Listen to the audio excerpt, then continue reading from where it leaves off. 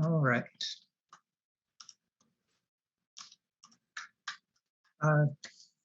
Welcome. This is Cooperative Critique, establishing a cross-focused anthropological platform for social-facing or public-facing scholarly critique and praxis, the slightly problematic worker cooperative. Hi.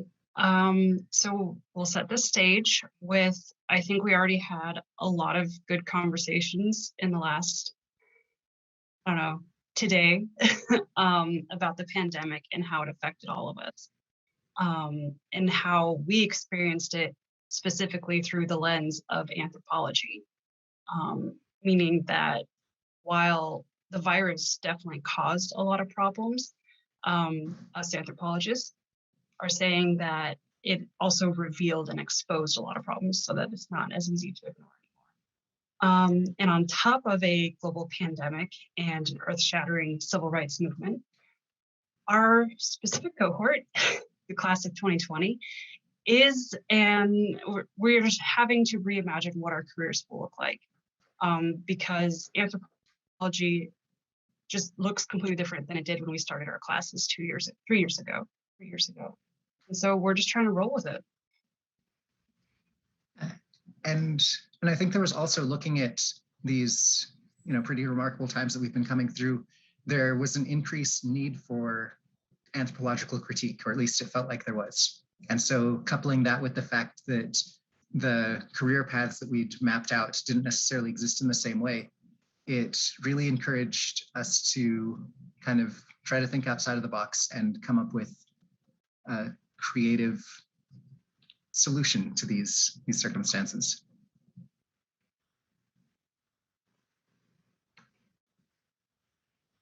So we're all going to introduce ourselves, but before we do, Laura couldn't be here today, so she recorded her introduction.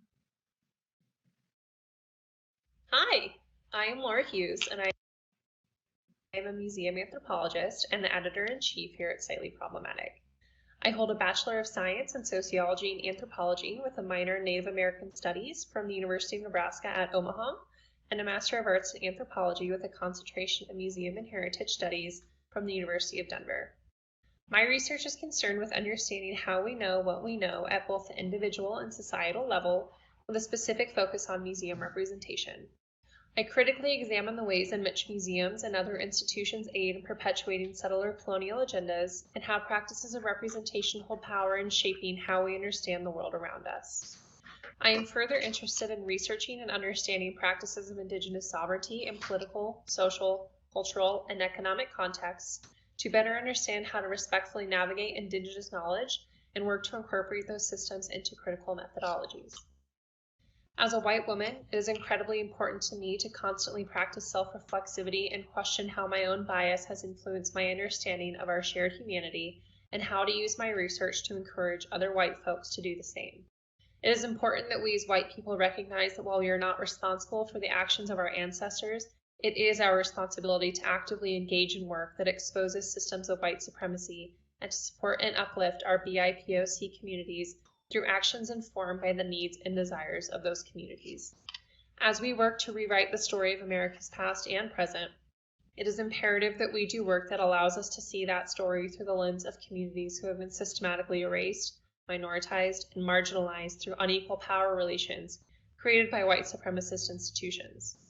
In listening to these communities and in reading the work put forward by them, we will be able to better contextualize how to move forward in meaningful ways. My own perspective is aligned within a decolonial, anti-racist position rooted within a framework of Marxism in order to work towards this goal and to create scholarship that generates critical context for the world in which we live.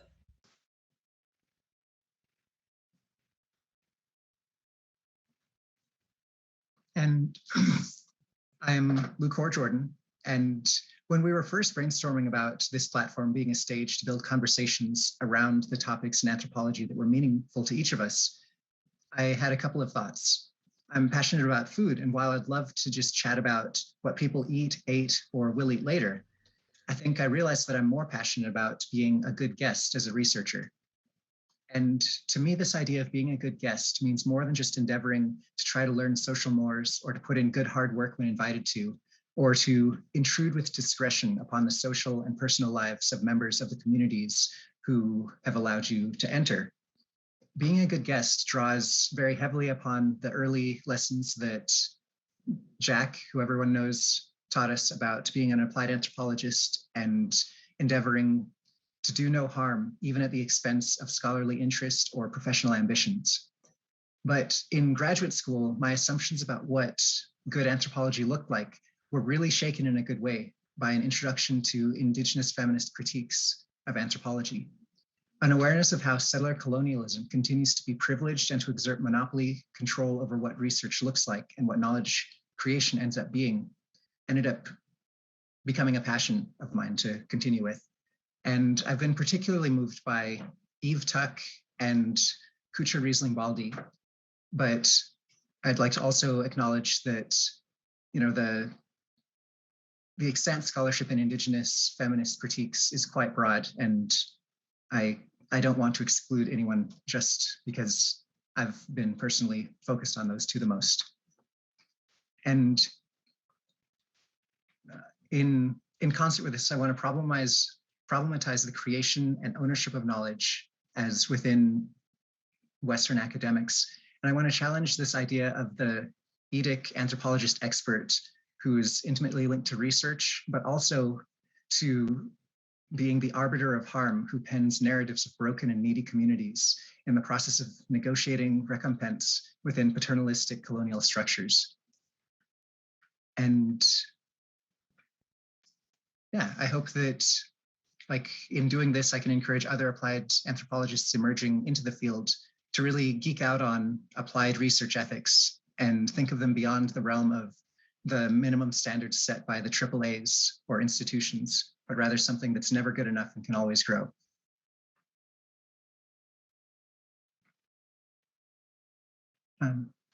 And I'm Madison. I'm an aspiring museum professional and activist interested in social justice, decolonization. Oh, Laura! I'm interested in social justice, decolonization, human rights, and how these elements can be better presented to the public. So my slightly problematic content so far has been focused on how problematic museums can be, how problematic it is that the public is used to just blindly believing and trusting museum content, and how museums can improve through decolonizing work and critical reflexivity, because I think that museums can become sites of social change, which would be really great in prospering or in making our society more equitable. And I'm Sarah. I am the creative director at Slightly Problematic, and my content has focused on tourism, intersectionality, and a specific theme park in Arizona where I did my research. My theories that I like to keep in my head at all times are intersectionality and one called National Identity History Film.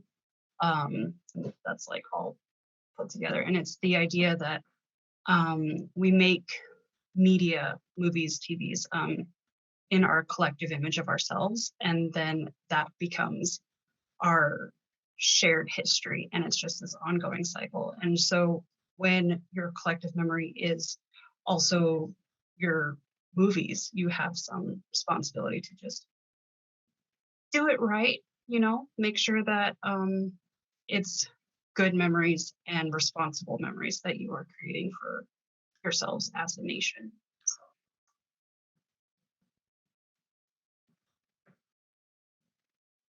So what we're trying to do with Slightly Problematic is to be the change that we want to see in the world. We're using our strong yet unique anthropological backgrounds to contribute to the field. But the pandemic obviously has been making it a lot harder for us to pursue anthropology more professionally and full time. So slightly problematic has allowed us to continuously be engaged with meaningful anthropological work in an organized professional setting that still gets our point across to the public. That's definitely very public facing. So we're striving to not only be a resource through providing our perspectives through our articles, our researched articles, but also by providing other resources like our bibliographies and list of recommended sources. We currently offer resources on creating more meaningful land acknowledgements, and we plan to grow our platform to be a resource for diversity, equity, and inclusion initiatives as well. So we hope to model an inclusive, equitable worker co-op structure that centers continued reflexivity and actively unlearning Western frameworks of capitalist productivity, colonization, and white stream liberalism. So we aim to share new anthropological ideas, apply our work both within and beyond an academic context, and to fuck shit up, anthropologically speaking. And we want to bring you along for the ride. We want to collaborate with other scholars to give us a broader perspective. So if anyone is interested in collaborating with us, let us know. So this is our website, our platform that we have created. It's to share not only applied anthropology, but to provide context and examples for people wanting to know more about anthropology. Our website hosts our blog, our podcasts, our videos, alongside our land acknowledgement and our ongoing bibliography. It is designed to be a living resource for serious anthropologists and casual learners. Try to update it often, so if you don't see an organization, book, product, etc., let us know and we'll be happy to add it in, because we want this to be something that is constantly being updated with good quality information.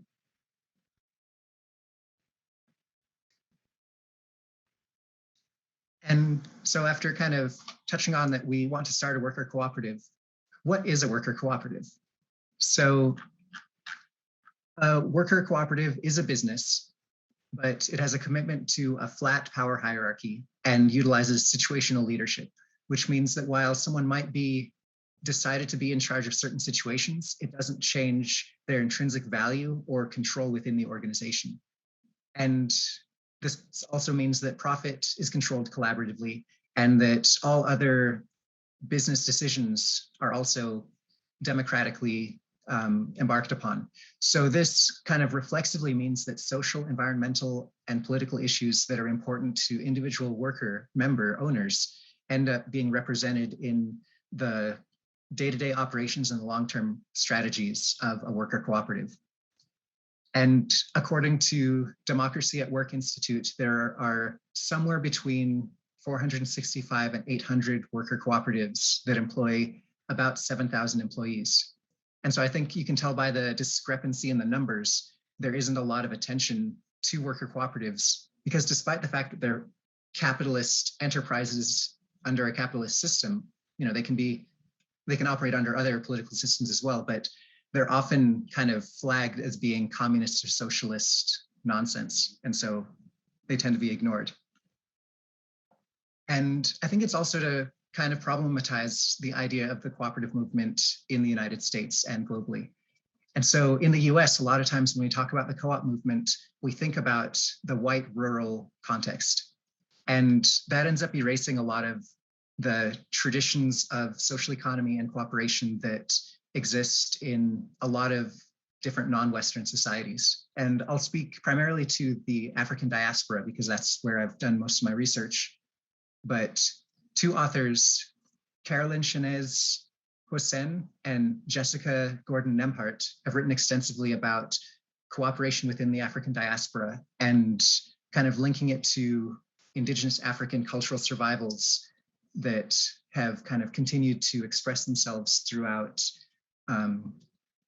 situations of economic and political exclusion in the history of the US. But then in looking back towards Africa, there's even a dark tradition of cooperatives associated with colonialism, in that colonial entities would organize what they would call cooperatives around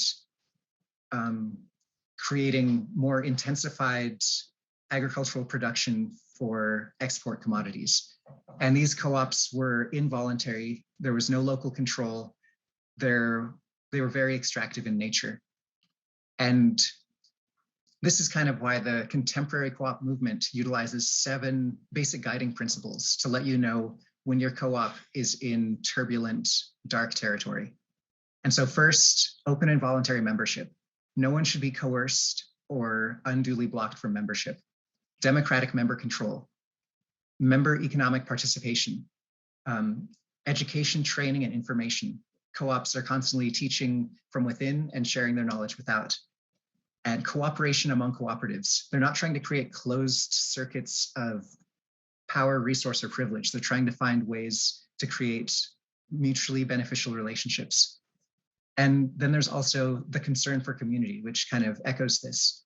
And I think one of the most important is autonomy and independence. Cooperatives only exist when they're not co-opted by colonial structures. And would someone like to introduce Laura once again? This is Laura. She couldn't be here today, but she made sure you guys would get to hear her voice because we are a democratic flat system. The production of knowledge and scholarship is not a neutral process. There are biases at play, as well as power dynamics that may fuel a certain desired outcome from research that can be targeted toward a specific end goal. Biases can be fueled by targeted power relationships or through the inherent bias we all hold as individuals who have been raised in different ways by diverse families. Acknowledging our biases is an important part of creating research that actively works towards dismantling ethnocentrism within knowledge production and in equitably distributing the power of decision-making processes involved in research across all the stakeholders in the project, not just the researcher. That is why we started this worker cooperative. Not only are we allowed the freedom to individually produce content that explores our own interests while checking each other's biases, but we are laying the groundwork to facilitate others to do the same. Our goal of making data accessible, actionable, and practical within our own cooperative extends into our goal of implementing meaningful methodologies into diversity, equity, and inclusion work for the clients we work with. When we partner with clients and their community stakeholders, actively dismantling westernized systems of knowledge and hierarchies is at the forefront of what we do to ensure our work is proactive in generating a more equitable and balanced future.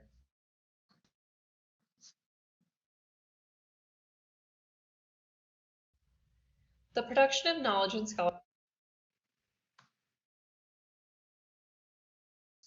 Well, and so now I guess we'd like to open it up for discussion and conversation. There were a couple of questions in the chat. I lost it. If Lucor could define extractive colonial structures real quick. Yeah, so I guess to me what an extractive colonial structure would be is something that has no reason to be where it is and organizes itself around accessing, consolidating, and removing or otherwise separating access of resources from anyone else who's around. So it's a lot of times connected to like the monetization of land. So in the African context, a lot of times those extractive structures would be, they would see either an opportunity to mine or an opportunity to create an export commodity like coffee or sorghum or corn, and they would approach subsistence farming communities and restructure them in order to amplify profit, which people kind of anecdotally acknowledge is why all of the infrastructure across Africa leads to the coasts, because the only thing colonial structures were interested in was bringing that wealth outside of the country or outside of the countries that they operated within.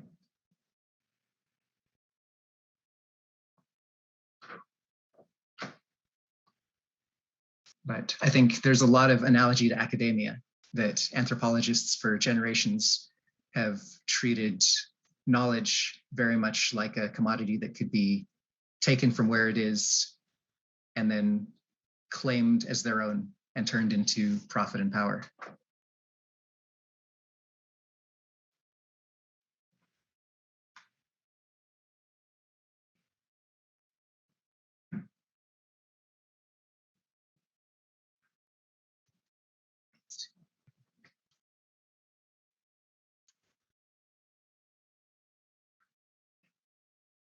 I have a question. So what I'm just curious, it sounds really interesting what you guys are up to and what you've put together here. And I'm really interested to check out your website in depth. Who would be your clients, I guess, or how, and that, excuse me if that's a little bit naive of me to ask, but I'm just curious who you guys are aiming at serving and how you're impacting culture. I think it's an iterative process. I think the first part of our endeavor was to try to figure out how each of us wanted to present ourselves as applied anthropologists, and then to kind of build up an attention to where that work fit in. And I think we come from a lot of different backgrounds. So when you think about diversity and equity and inclusion in work, it'll look a little differently for me as a applied anthropologist focusing on like urban food sovereignty and economic development, and then very different for Sarah or Madison or Laura. And I think one place that we definitely, the three of us who are museum studies majors, would like to do this is with museums, trying to help them decolonize a little bit better, a little bit faster. That's what we spent a lot of time researching how to do. I really appreciated what y'all said about like when it's on the website and the sort of like public facing end of it and the kind of like lay work that you do in communities, and the kind of democratization of like who does anthropology and who can do anthropology that we kind of were talking about earlier today. It seems like that's a big, even just changing the way we access and process and who is the audience and who is like uplifted in the audience can have that kind of impact to sort of like, I don't know, it just has ripples of impact, I think. Yeah. So I could just see where the kind of like platform part of it, that was the first thing that I thought when you all were talking about this. And I was like, I hope there's a website. And then there was I was like already looking for the website. And so I was just really delighted. But I think that that's like a really interesting way that it's multiple audiences at once. And it's like kind of moving things forward in that direction. And I think this conversation started way back when I started field school in archaeology at Cahokia Mounds. Like John Kelly out there was saying, like, how do we get our projects funded? How do we like do labor and work if we don't make it accessible and clear to like those people that it actually matters to, and like even the people who pay for things or the people who invest either time or money in things. And one of the other things I don't think we said, one of the reasons I really wanted to make it accessible was because I had never taken an anthropology class before my first day of graduate school. Like, I had no idea what was happening. So I was online. I was like, what intro, basic level, what can get me up to speed? And there was not a whole lot. So I'm also seeing it as this is a resource I wish I had had when I started grad school. I appreciate the work you guys are doing. A lot of what I've been devoting my energy to is making anthropology accessible to the public. I have a YouTube channel called Anthropology in 10 or Less. Of course, I have my world building book that went live in February. That's, for like game designers and fiction makers and writers and filmmakers and all that stuff, trying to give them a basic understanding what anthropology is. And I just think it's so important for people to understand, you know, these different models. And I also really always recommend Wade Davis's TED Talks about anthropology, because it's such a good job of, in 15, 20 minutes surveying a bunch of cultures and telling you, like, this is not a hierarchy. Culture is not a hierarchy. It's just different cultural options, and so the idea that if we could just give people a little knowledge of anthropology and like the wonders of difference, not because we always think of difference in terms of like walls, right? We don't think of difference in terms of roads or bridges to build across these great chasms of our problems. And I just think that a little anthropology goes a long way. So I love you guys' idea, basically, is what I'm saying. So. Thank you. Building off of what Michael and Kinsey are saying, something I really like about what you guys are doing is that, like, your brand, if you want to call it that, has like this edge of like blunt humor. At least I see it that way. I don't know if that's intentional or not. And I'm curious, if you guys have had conversations about how to make anthropology accessible when you're talking to the public, or, what you're trying to cultivate with drawing people in and making them want to engage with this stuff. I can do a bit of an answer, and then y'all can add in. So I think one thing we do for accessibility is we always make sure we have really good captions every single time for the videos. But then as far as our style, our voice, I think that just comes from being jaded grad students. Like, we went through the ringer, as it were, in grad school. It's a little rough. And then on top of just a year of sarcasm and trying to get through a pandemic, like, that's just who we are. Like, what you see is what you get.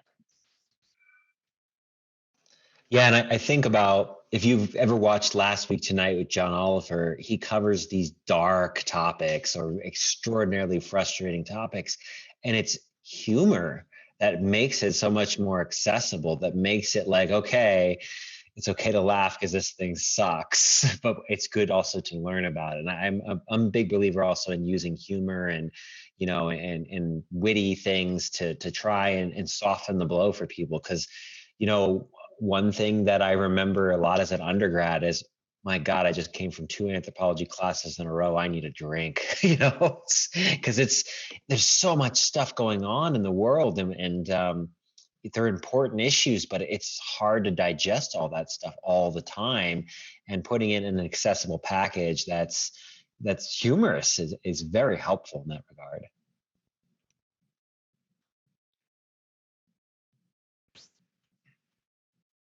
I guess something that I think about when thinking about kind of making things accessible is, I read somewhere that people like numbered lists on the internet. And so I try to put like lists into mine. But then I also feel like just kind of wearing the audience down a little bit by just normalizing, sort of like calling out extant colonial structures, like making it part of like normal conversation. Because like at first it's inaccessible because people are like, what do you mean settler colonialism? But I feel like if we just keep kind of making it seem totally natural to, acknowledge these structures around us, then it becomes accessible.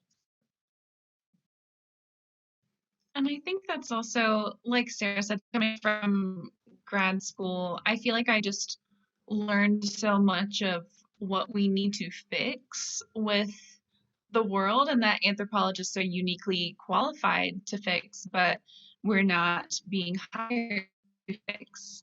And I don't know, I feel like I've just been a lot of pent up anger that I think kind of comes out in the videos, because that's what it is. I think Lucor does that the best, though. He, I don't know, just rips into like the entire fabric of our Western world with just a straight face.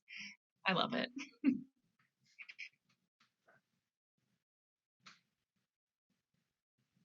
I'm curious, what kind of reception, I guess, yeah, there's a lot of DE&I initiatives everywhere these days, and there can be, what kind of reception are you getting from people in your approach to these initiatives, and how have you kind of changed your approach over time, or are you just keeping with the same approach? Well, we're still in the pre-incorporation stage, so we haven't, until we get it incorporated, we can't open a bank account, and so we can't necessarily take contracts.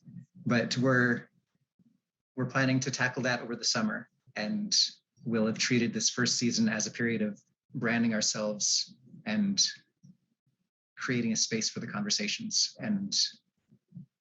But we've been doing the market research and like market analysis stuff and trying to find people who are doing similar things so that we can try to figure out where we can declare that we fit inside of that complicated and tumultuous world of diversity, equity, and inclusion.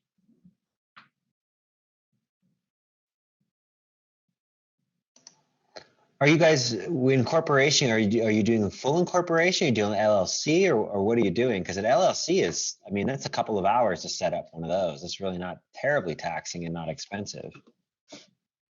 Cooperative incorporation under, I think it's Article 56, is a little more involved because you have to, in order to be treated like a cooperative in Colorado, you have to have a very detailed explanation of how your governance is structured and how that relates to the movement of money inside of your organization, and like justify how you're taxed, because a lot of times cooperatives operate as a pass-through entity where the cooperative itself doesn't necessarily have to pay taxes as long as certain percentages of any year-end surpluses are redistributed back into like individual member accounts. And then we also have to,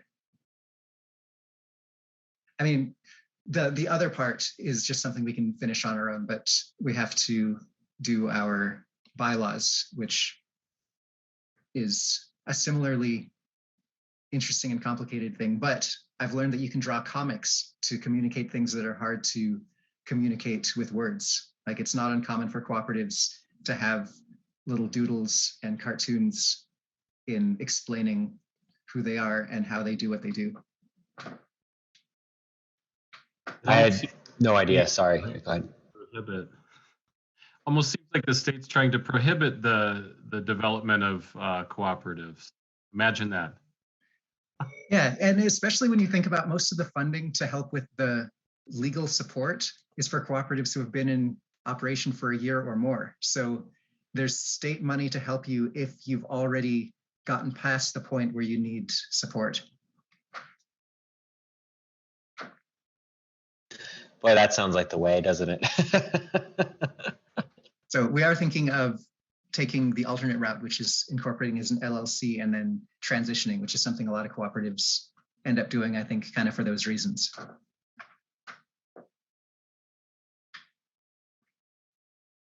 Lucor's in charge of business development, in case that wasn't obvious.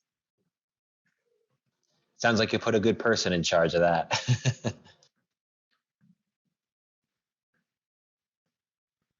This is a really exciting model for me. I do think about this, and when you're talking about Lucor bashing Western civilization, I just wanted to start cheering and say, Lucor, let's team up, and but let's see. Do you guys see potential for this kind of model for other types of initiatives and business ventures, for lack of a better term? I hate to use business venture because it's so capitalist, but I think part of the cooperation between cooperatives is this idea that when a cooperative forms, they try to leave breadcrumbs for other entities to follow, so that while there is a lot that you have to figure out on your own, there's a lot of support that other cooperatives try to put in place so that things can be scaled and modified and rehashed and reinvented. Yeah, the one thing I keep saying to myself is we're going to be the change, because like I think we've all had jobs with people in charge who shouldn't have been in charge or whatever. And it's just like, man, if I just had like an equal voice. So I think by making the co-op that I wish I had, I hope it makes it more accessible for other people who might also want to try to do it in their own way for their own business.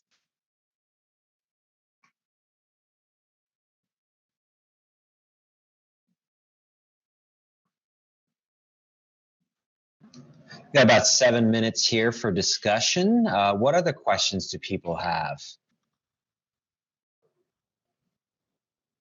I know I definitely have worked many jobs where I've had bad bosses, and it certainly can be extraordinarily frustrating because, you know, a lot of times when you're working in a hierarchical situation, there's so many better ways to do things, and yet the person in charge really is to dictate how you do those things.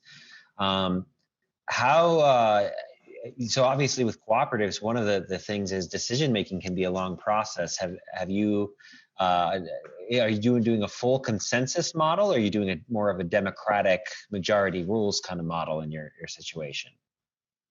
I mean, there's only 4 of us, and we know each other pretty well at this point. So there's not a whole lot of bad ideas that come to the table, I feel is fair to say. Join in, everyone. I feel like I'm hogging the mic. Yeah, I think another part of it is we trust each other to kind of like the autonomy that which one of us needs to do kind of what we're doing. So while we make general decisions with consensus when we're, you know, like designing our script or our blog or our vlog, it is a very kind of independent process that we'll check in with each other, but we don't, you know, like get together and vote every time. So it's not like, you know, Sarah, I think you're going too far this time.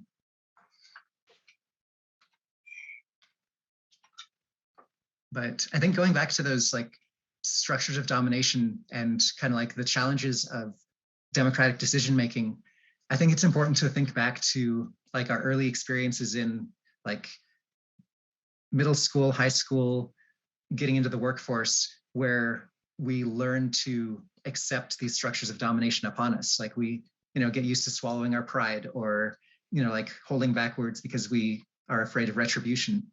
And so even though we're used to being dominated now, it doesn't mean that it's easier to stay inside of those structures. It just means that it's more familiar to stay inside those structures.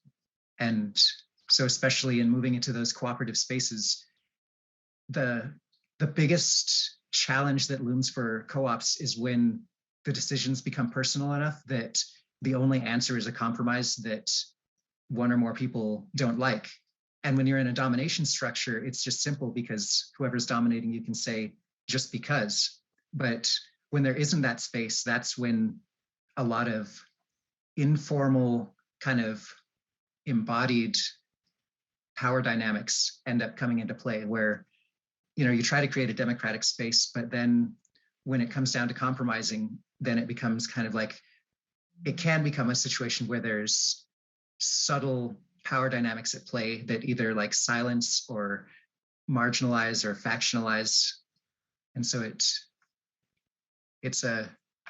from what I've heard from more experienced cooperators, it can be a wild ride.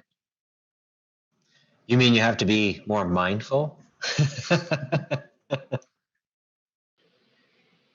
I mentioned this in the chat a little bit, but we were sort of like restructuring the Indigenous Council where I'm working at the university, and we were looking at Indigenous governance structures. And so this was making me think about that and the kind of, it's like coalition building, but it's really like, it was interesting because we looked at like how you could relate different committees to clans, and that clans are, usually there's like an area of ways of knowing or an area of the world where it's taking a certain responsibility over certain things. So like whether it's like responsibility over the pathfinding or the land stewardship. And so we have the taking responsibility over the curriculum group, because that's where in my case, I feel drawn and that I feel I can contribute to that thing. And so taking on responsibility as a kind of like act of power by giving yourself to that particular community or that particular clan. But what you're saying about sort of how do you make democratic decisions, especially when you are like, but you're also wanting to make collaborative and co-opt decisions, made me think about also the way that Haudenosaunee sort of like debates were held, and you kind of had to like listen to every single person's story, and that could go on for days, you know, and like you could pause for like a whole half of a day to rest while someone's story is continuing. And so that massively important element of hearing those other stories. And then we also have this concept in the Thanksgiving address of, so now we bring our minds together. Now our minds are one. And this idea that we need to make a decision together. But even as we have that phrase, so now our minds are one, it's not actually to say we have to all be of one mind. You know, you don't have to agree. And that's one of the core things that makes this work, is not necessarily agreeing, but making that decision on behalf of those responsibilities, on behalf of, okay, I think like I can understand why we would do this, or I can understand where you're coming from and I can get behind it, even if I don't agree with it, or it wouldn't be what I would do. And so for me, these are modeling things that are that horizontal structure that Howard was talking about, are that sort of like responsibility taking, and these sort of like sustaining structures and sustaining, even just sustaining metaphors and ways of thinking of it over time. So I love what y'all are doing. Yeah, and those levels of agreement and levels, I guess, yeah, levels of agreement are key to some of the more dicey co-op conversations where, you know, there's like wholehearted agreement, and then there's, I agree enough that I'm not going to stop the decision, or I agree, but I think it's a mistake, and then I totally disagree.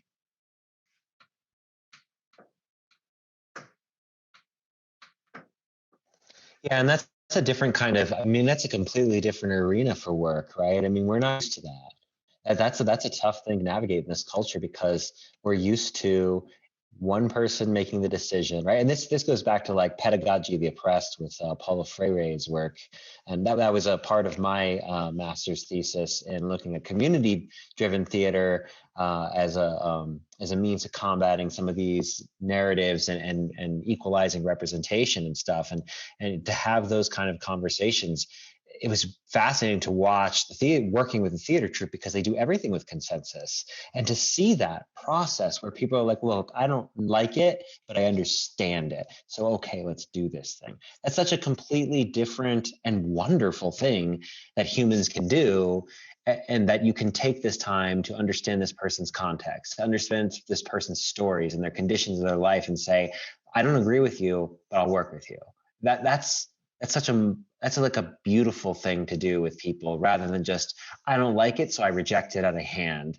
And that's a huge problem with us, especially with like social media spaces these days. I don't like it, I reject it out of hand, rather than trying to understand the nuance and complexities of the situation.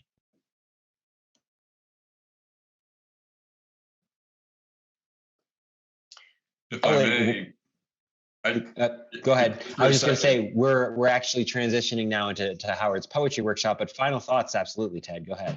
I was going to say, I'm very impressed, and I really wish you guys well. I didn't know what Lucor and the rest of you were doing, and it sounds like a really interesting idea, concept. It's new to me, and I wish you well, because I'd like to learn what you get as time goes on, because I know just a little bit about a couple things, but not so much about what you're doing. So I find it's going to be a lot of interesting new stuff coming your way, or my way from you. So good luck.